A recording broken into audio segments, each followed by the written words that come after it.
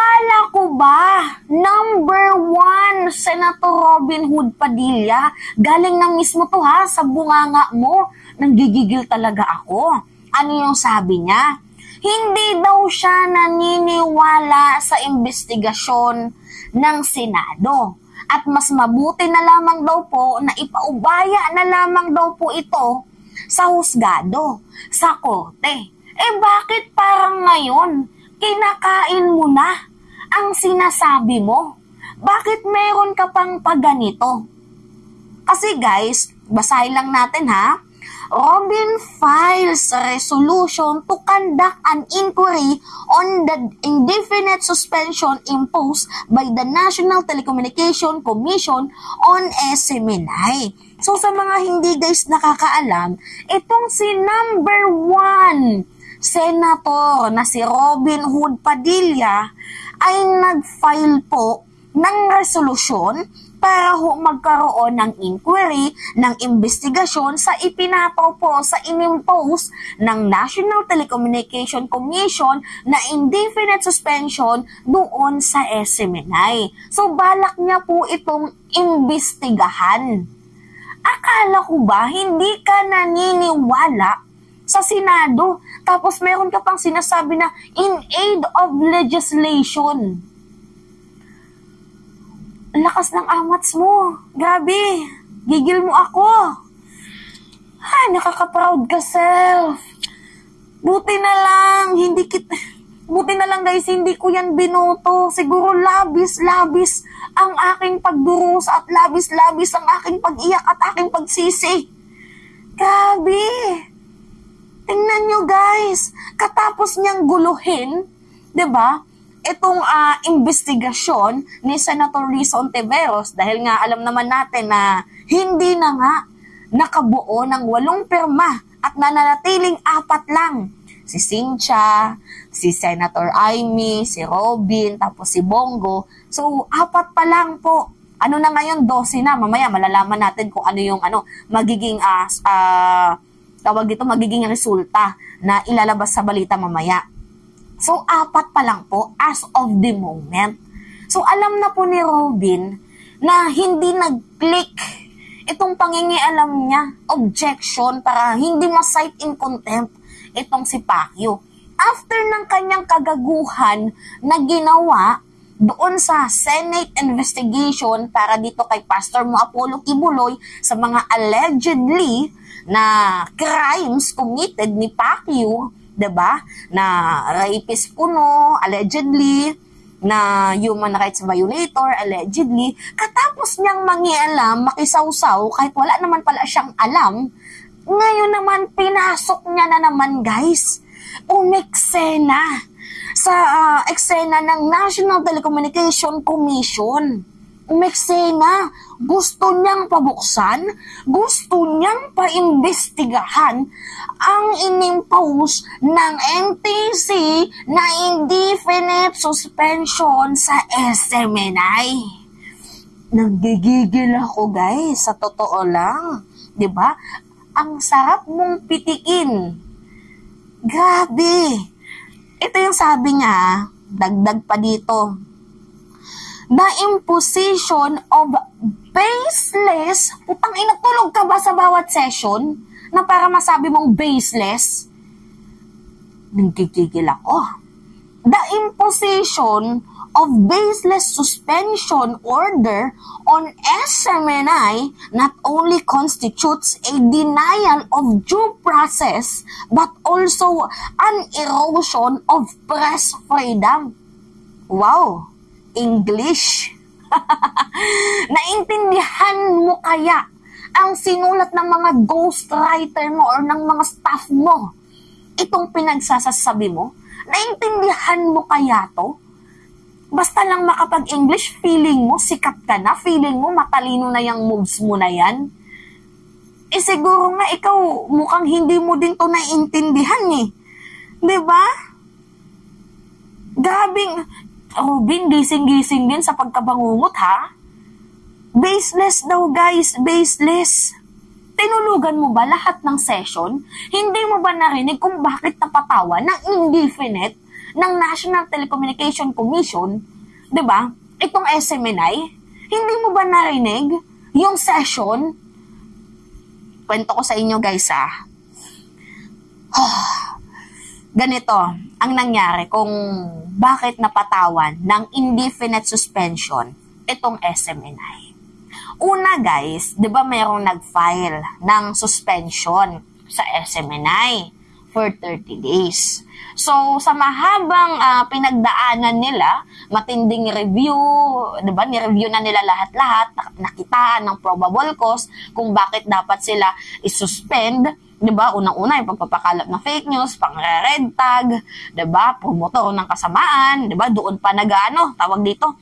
Doon pa sila nagmumurahan, doon sila nagtitreth ng buhay ng isang tao. So, nakitaan nga ng probable cause para masuspend.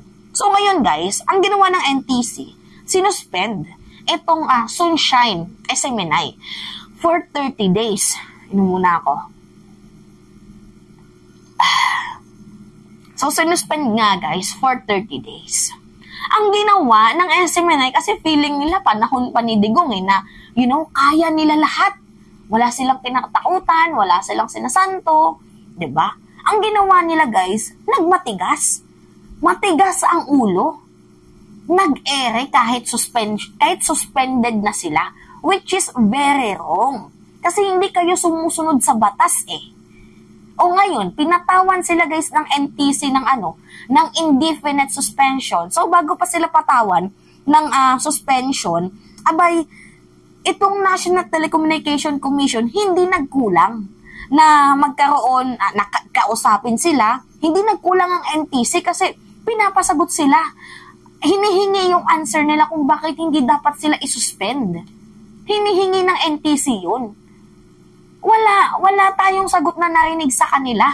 Instead, patuloy lang sila sa kanilang ginagawang pang-fake news, 'di ba? Promotor ng mga kasamaan, yan. Patuloy lang sila sa kanilang ginagawa. Sa halip sagutin ang tanong ng National Telecommunication Commission kung bakit hindi dapat kayo isuspend. Aboy, ang ginawa ng mga diputa, nag-file ng motion. Prohibited po yan sa ating batas. Bawal yun.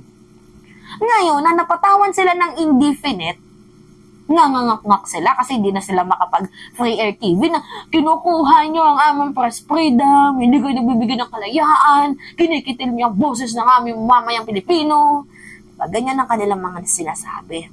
So, bukod pa guys sa indefinite suspension, kasi itong indefinite suspension, wala pong specific time frame kung kailan po sila ibabalik. So, bukod sa may pataw na silang indefinite suspension, ang SMNI po, mayroon din kinakaharap na panibagong problema. Kasi, bago magtapos ang taon, diba bukod sa may nagpataw ng suspension for 30 days, humabol pa po, mayroon pa pong nagpasa ng batas para i-revoke ang prangkesa, franchise ng SMNI. So, yun po yun, guys. Pinaikli ko na lang yung kwento, pero yun po yung dahilan na yun. Diba? Sa kanilang mga nilabag na batas. Kasi guys, sa usaping revocation yung prangkesa, ano lang po yan? Pribilehiyo lang po yan. Na anytime pwedeng bawiin sa'yo if hindi ka sumusunod sa terms and condition. Kahit pa 100 years yung franchise nyo, kung hindi kayo sumusunod dito sa tinatawag na terms and condition, anytime pwede po yung bawiin sa inyo. So ngayon guys, itong SMNI, madami pong nakitang butas. Madaming pagkakamali kasi ang gusto ng SMNI, hindi sila kinukundina kahit mali ang kanilang ginagawa. So ngayon guys, ang ginagawa na lang nila, manipulate, maniobra na lang. Na kaya kami pinatawan ng ganito ganyan, bagkus naglalahad kami ng katotohanan. Diba? Yan na lang yung pinagsasabi nila. Kamo, diba? Kamo, yung totoong issue dito, madami kayong nilabag na batas na siyang hindi tinolerate ng ating Pangulo ngayon.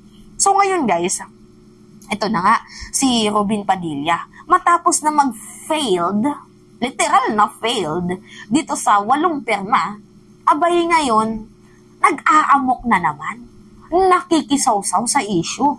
Naku, siya pa naman ata yung chairman, if I'm not mistaken, hanapin nga natin, Committee on Public Information and Mass Media. Sabi ko na nga ba siya yung Delikado tayo nito, guys. Siya yung chairperson, Robin Padilla. Ang vice person, si Bong Revilla. Oh, okay. So, sa mga tawag dito, senador na miyembro ng committee na to, huwag din kayong umattend.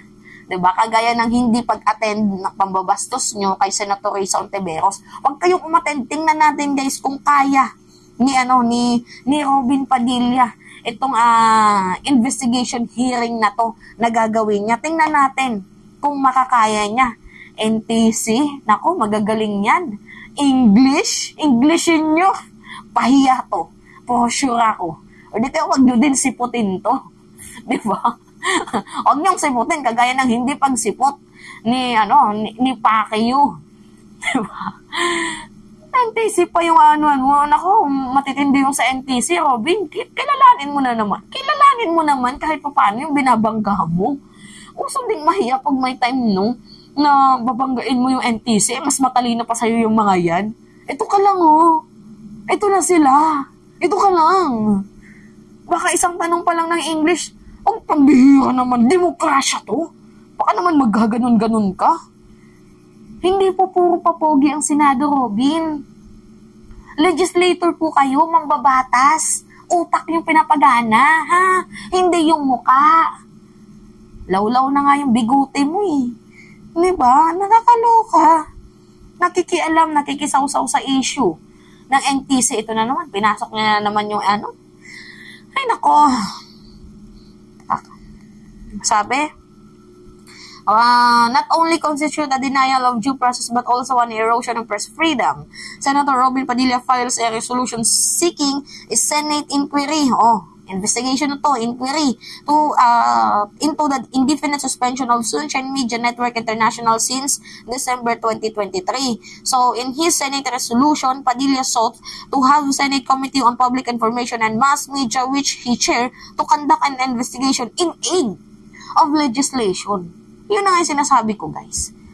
Kala ko ba hindi to naniniwala si Robin sa tinatawag na in aid of legislation, sa tinatawag na hearing, di ba, sa Senado? Kasi dapat lang daw maghusga para sa kanya ay ang korte, ang husgado.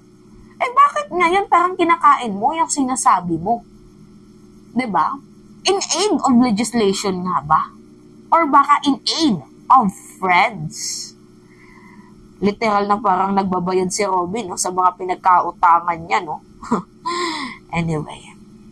Yan, guys. Pasensya na kung na-stress ko din kayo. Nakaka-stress kasi. Buboy. Sa pitikin, no? Anyway. Yan lamang ko, guys. At it's me again, si Mima Alicia Nyot. Nagbabalik ulit para sa ating panibagong video.